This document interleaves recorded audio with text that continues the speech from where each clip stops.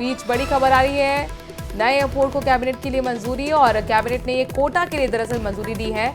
2 साल में एयरपोर्ट शुरू हो जाएगा। तो कोटा वासियों के लिए एक बहुत बड़ी खबर और अच्छी खबर, नए एयरपोर्ट कोटा को कैबिनेट की मंजूरी मिल गई है। कैबिनेट की मोहर इस प्रस्ताव पर लग गई है। ये यूं कहें कि हरी झंडी, और अब ये डेडलाइन भी तय हुई है। बताया जा रहा है कि कोटा में 2 साल में नया एयरपोर्ट बनकर तैयार हो जाएगा।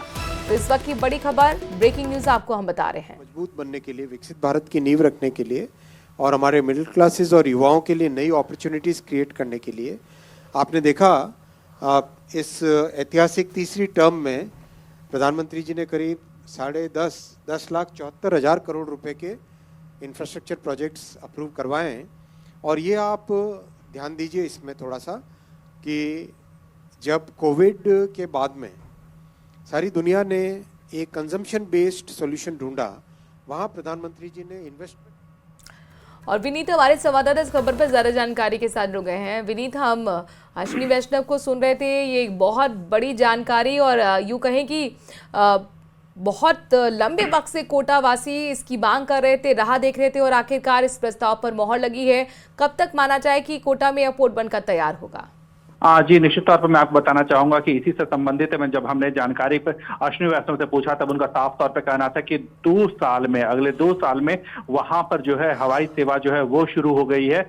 अब कैबिनेट की मंजूरी जो है वो उसे मिल गई है। उसके बाद जो है भूमि अधिग्रहण का काम जो है वो चलेगा और एयरपोर्ट पूरा होने में लगभग 2 साल का समय जो है वो लगेगा। तो एक बड़ी खबर यहाँ पर यह है, एक बड़ी सौगात जो है राजस्थान वासियों को, जयपुर कोटा वासियों को, कि कोटा बूंदी एयरपोर्ट की जो है शुरुआत जो है वो की जा रही है। एक बड़ी बात यहाँ पर मैं आपको बताना चाहूंगा कि लगभग 1500 करोड़ रुपया जो है इस परियोजना में खर्च आएगा और इसकी शुरुआत जो है वो 2 साल बाद जो है वो हो जाएगी। जब में फ्लाइट है, जो पहली फ्लाइट जो है लगभग 2 साल बाद जो है वो उड़ान भरेगी।